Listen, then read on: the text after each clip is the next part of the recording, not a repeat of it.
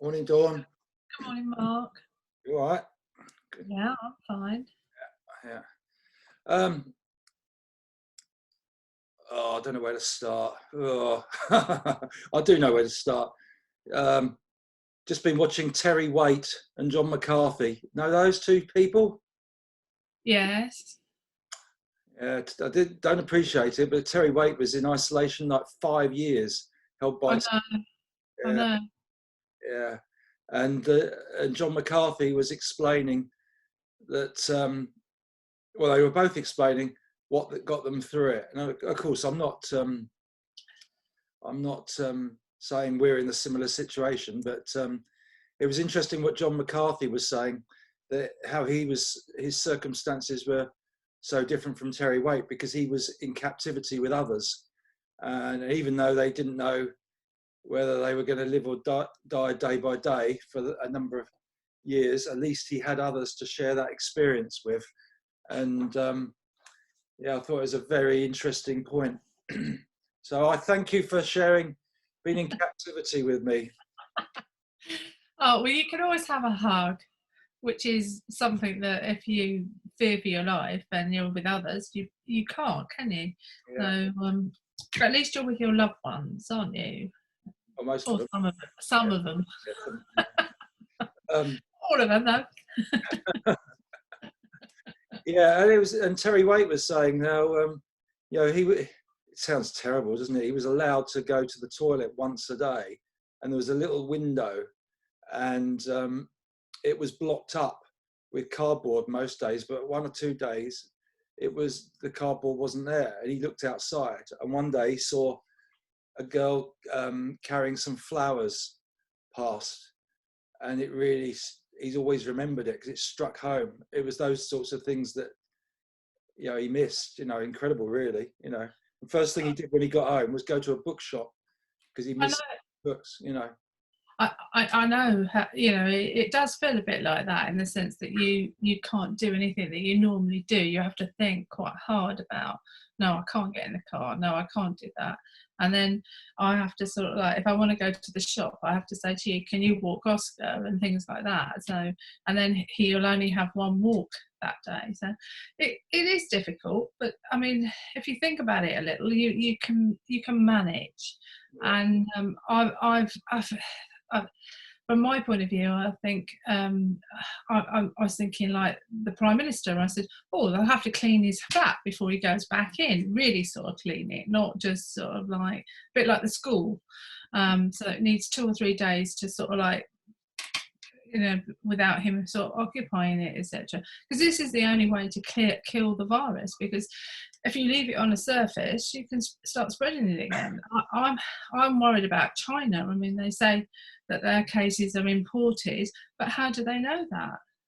Yeah, yeah, yeah.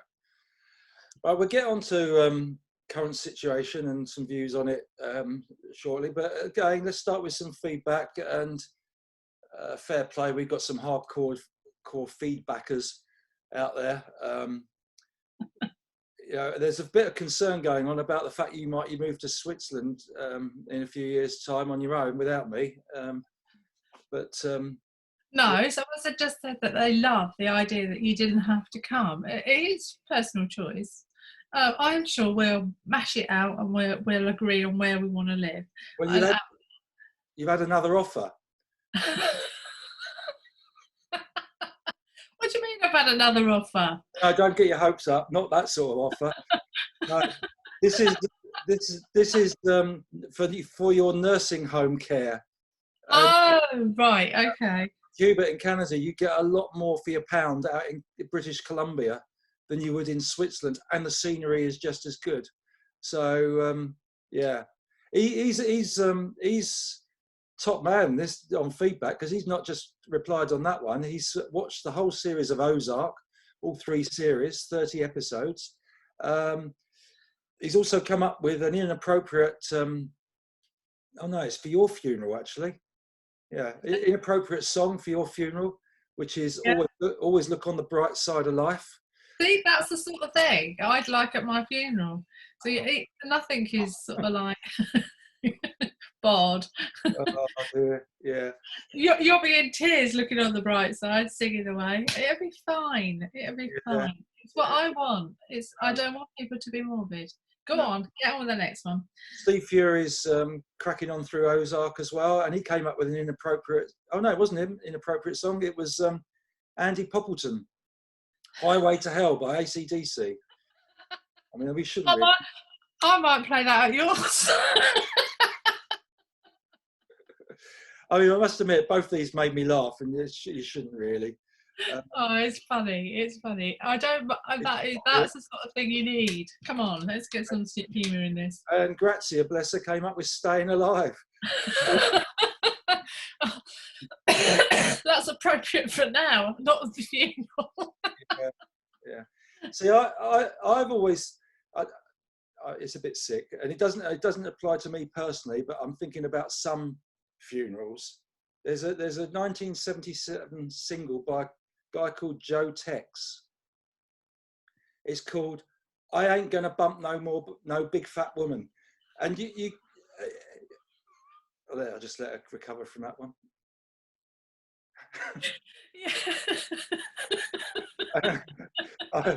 Can you imagine that? Can you imagine that being played at a funeral? Wow, some people, but by that time, if you think about it, quite a lot of the older people that would get upset would have gone by then. So I mean, not being horrible or anything like that. That's just, that will be fact. So I wouldn't worry too much if that's what you want.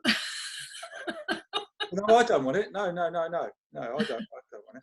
But it just shows how times have changed. I'm not even sure you could have a record called that these days. It's weird. No, I'm not sure either. I think the whole world's gone mad. Let's move on to the next one. We could go for. I don't think funerals are good. We go inappropriate weddings, first dances at a wedding. That would be all right, wouldn't it? We could have that. We have a bit of God, yeah, we get people thinking about that because I don't know. I mean, I'm not asking you the question. That's for our viewers. We've got. Yeah. And I'll put up a prize for anybody aged under 30 replying. That would be something, wouldn't it? I don't think we had anybody yet. I did have a like from a Jamie Googe, and that was only because he liked his nan's video walking around her flat. That was it. That's the extent. Oh, bless him. That's good. At least he watched. Oh, my videos. Oh, hang on. Sorry about that. Oh, that's the extent of the under 30s generation contribution to our efforts here. I expect they're quite busy doing other things. Unlike, honestly. Right, I looked up after our little Proust questionnaire yesterday. I looked up interview questions, and again, they're not really appropriate too much, but I picked out 4, and just like to. I'm going to move away from quizzing you and interviewing you too much in the next episodes. Hopefully, if I come up with something. But what's your greatest strength? My greatest strength, I think, probably the fact that I can adapt and just get on with it. I think that's quite a good strength that I've got. Yeah. And your greatest weakness? Oh, I think sometimes I care too much. Oh, God. That's going to be difficult for you to understand. I meant in the sense that when somebody tells me a problem, I feel as if it becomes mine. Oh, okay. Yeah, is that a weakness? Not what you were thinking. I think it is a weakness because sometimes you should have the strength just to sort of think, no, that's your problem. You've got to sort it out. And you can help with ideas, but you shouldn't feel that it's your problem. Yeah. And how do you think you handle stress and pressure? Well, with you personally, not very well. But anyone else, I'm pretty good. It's just you and me combination because I get very frustrated with you. But with others, I have a little bit more patience.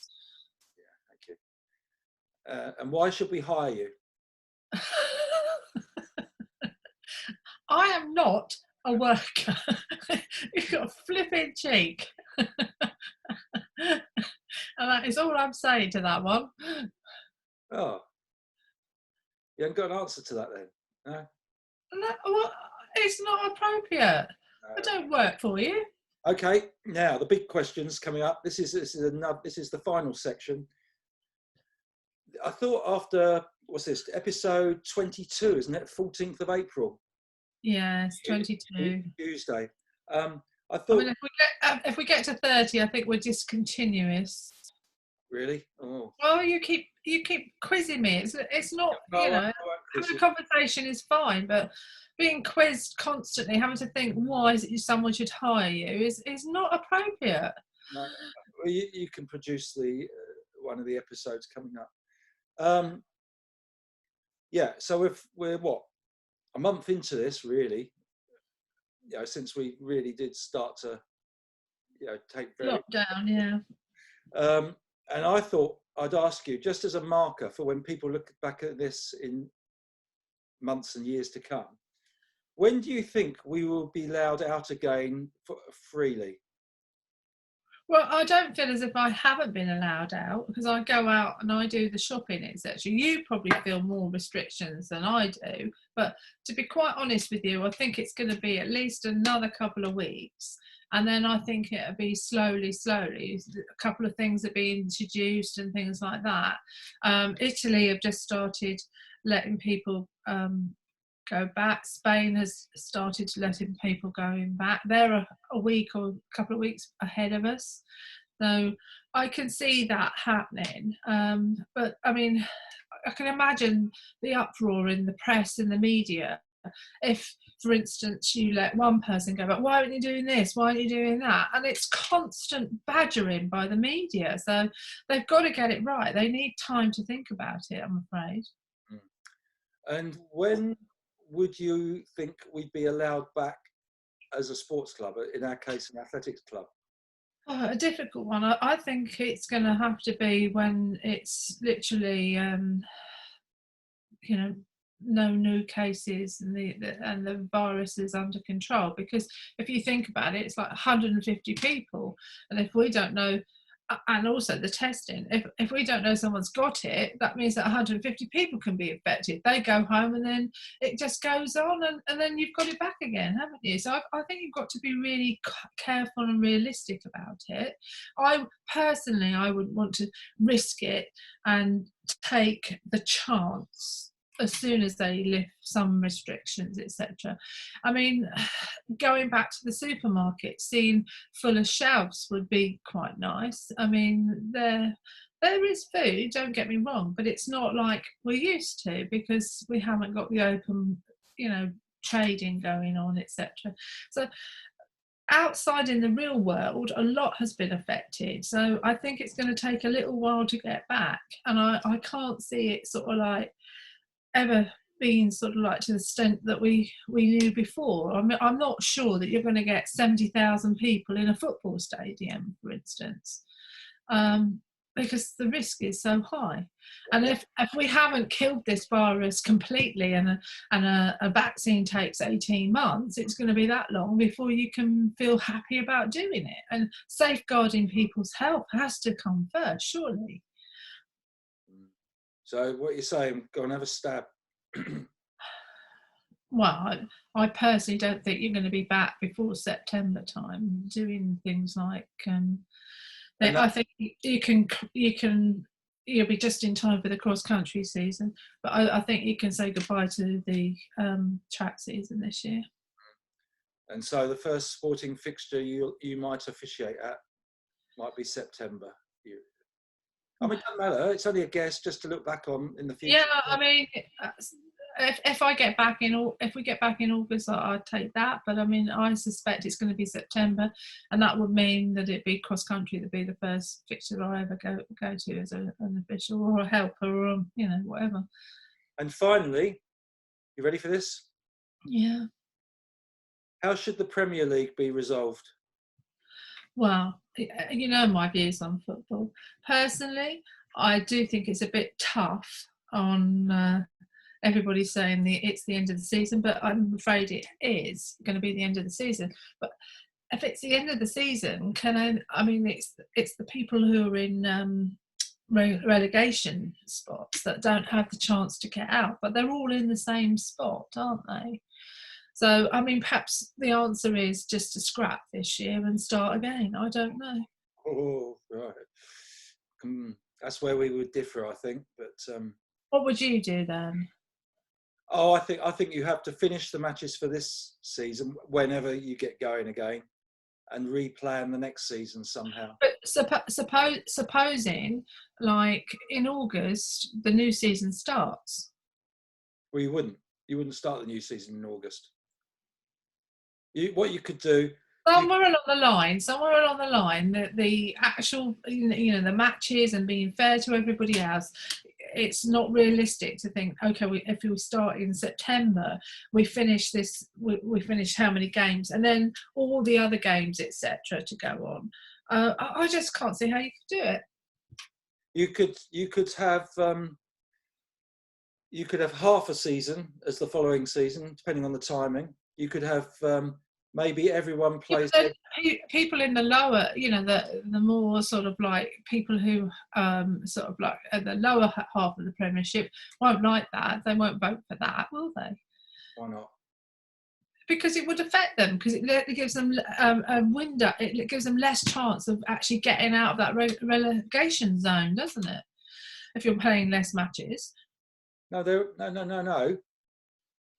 They're not in that relegation zone yet. It's a fresh new season. That would be. Mark, yes, not the way football works is you've got the top clubs. People come into the Premiership. They have to battle away, and they'll be lucky to stay in the Premiership. That's how the Premiership works. Yeah, but that doesn't matter. It's no different from anything that you know, athletics, netball, whatever. The people who are sort of like not the top rich clubs are going to be penalised. They're not going to like it. I'm not with you really, but never mind. No, you never are. See you later. No. You can't leave you hanging on that. No, my theory is finish this season whenever, and then depending on the timing, either it might just be next winter is the end of the season, but otherwise play half a season where people only play each other once in the season rather than twice, and agree a system for that. I don't know whether neutral ground is possible, whether a computer selects it on seeding or whatever. I have no idea. Maybe you get home advantage if you finished ahead of the other club. I don't know. That's for them to decide. But I think somehow that's the that seems to me a fairish way. You're going to have so many claims of unfairness if you don't actually complete this season. That's my view of it.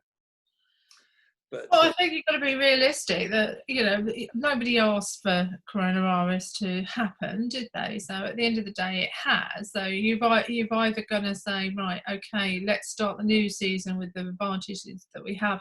If you scrap this season, regardless, I mean, everybody knows that Liverpool would have won it. I mean, okay, they haven't got their name on the trophy, etc. But at the end of the day, you start the new season and then you go forward. But I'm not sure that, come that time that you will be able to go forward. And I'm not sure how many clubs are going to survive if they're not allowed to have big crowds either. So there's a financial impact on it as well, isn't there? That's a good point to finish on. Thanks very much. I'm sure that might engage a few more people. We're talking about football. So see you later then. Bye. Bye.